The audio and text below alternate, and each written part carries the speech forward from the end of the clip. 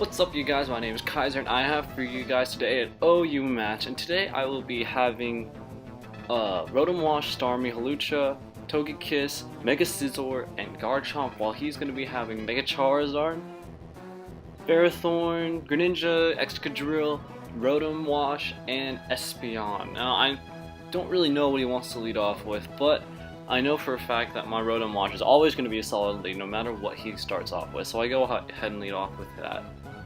And let's go ahead and get this battle started.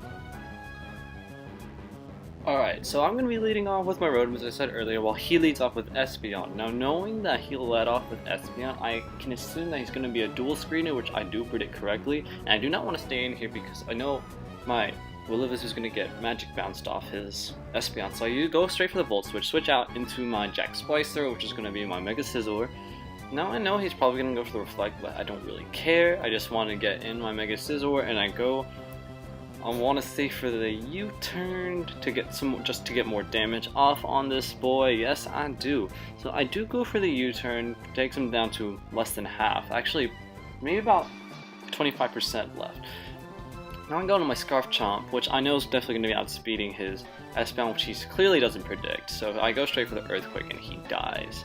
So I go up 6-5 pretty early. Now he goes straight into his Greninja, and I'm predicting the Ice Beam, so I don't really want to risk him being Focus Sash or anything, so I go straight into my Greninja, but he makes a good play here, going straight for the spikes instead, setting up a little few layers of hazards, but I do have a Starmie, which can indeed rapid spin the spikes away if I need to, but doesn't matter at this point. So now I go for the Will-O-Wisp, predicting him to keep on going for more spikes, but he doesn't, and he goes straight for a Dark Pulse, which I can easily tank since I am a special defensive Rotom.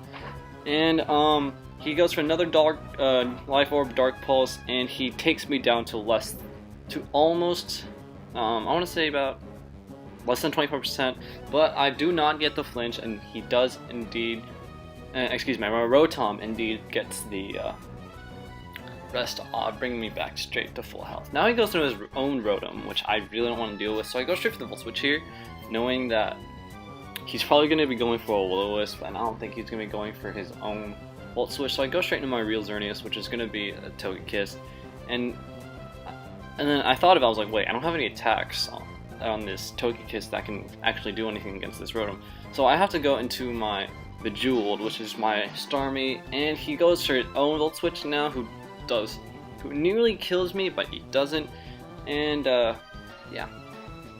So he uses his Volt Switch to get out into his Greninja, and I do not want to stay in and take a Dark Pulse, so now I go back out into my Rotom, who I know can indeed take a Dark Pulse. I do indeed predict the Dark Pulse. It does, I want to say about 2/5 to me, maybe a little bit less than that, but it doesn't matter. His HP is going down to his burn and his Life Orb damage. I go for a Volt Switch, not predicting the Spite, so he does make a good play there. But unfortunately it's not going to be good enough, because once he goes for another attack he's going to kill me after he sets up his third layer of spikes, which is definitely going to be the end of my Starmie. So I do get the Hydro Pump off, he dies, and I am now up, I do believe, 6-4. So now he goes into his Mega Charizard X. I was sure it was going to be Mega Charizard Y, which I was a little bit afraid of, because he does go for the Dragon Dance here, and luckily for me, since I do predict the Zard Y, I go for the Volt Switch, knowing I can go out into my Garchomp since I'm Scarf. Now, this play was very important. If he was an Adamant variant, he would have not outsped me even with one Dragon Dance since I'm a Scarf Chomp, but if he was Jolly, he would have swept my team. But he is indeed Adamant, so I do get the kill off with an Earthquake. Thank goodness. I did not go for the... And it was a good thing I didn't go for the Outrage either, because had this Ferrothorn been a Rocky Helmet variant, I would have taken so much damage, and he would have just been Leech Seeding and Iron Barbs and whatever. So he goes to Leech Seed off onto my Togekiss, and I know I can one-shot it with a Flamethrower, but he goes into his Rotom, which is going to easily tank that.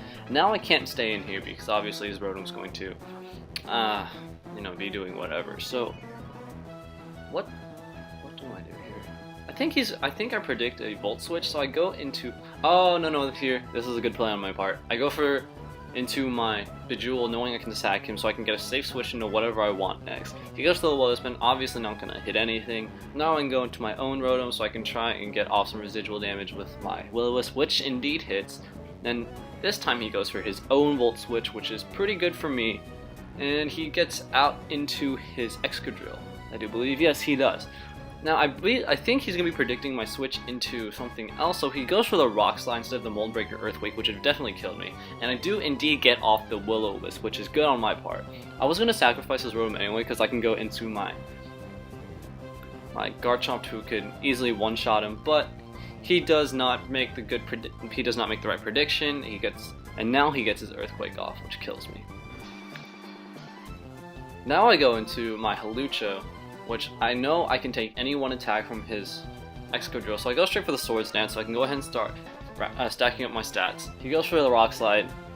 The champ easily able to take it because of the burned Excadrill. Now here I go for the High Jump Kick instead of the Sky Attack because I do not want to risk me not killing him, so I do get the kill with my Hawlucha, and there's that set.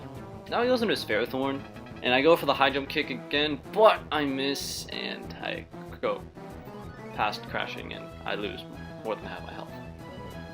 So now he goes for the Paralysis, which does indeed make contact. I kill him with my High Jump Kick, but he does get the Iron Barbs and Rocky Helmet damage, which kills me as well. Now I believe he only has his Rotom left? Yes, I do believe that is his last Pokemon. And I just start going for Swords Dances knowing that he can't really do much to me, even with the Will-O-Wisp or Hydro Pump, because I am specially defensive, so you can see I only take about 30 to 40% off that Hydro Pump, and now I can just keep on going for Roots and Swords Dances until I feel like I'm confident enough to take out his Rotom. So, oh, sorry about that. When I'm recording this on my camera every 10 minutes, it kind of stops recording, so yeah.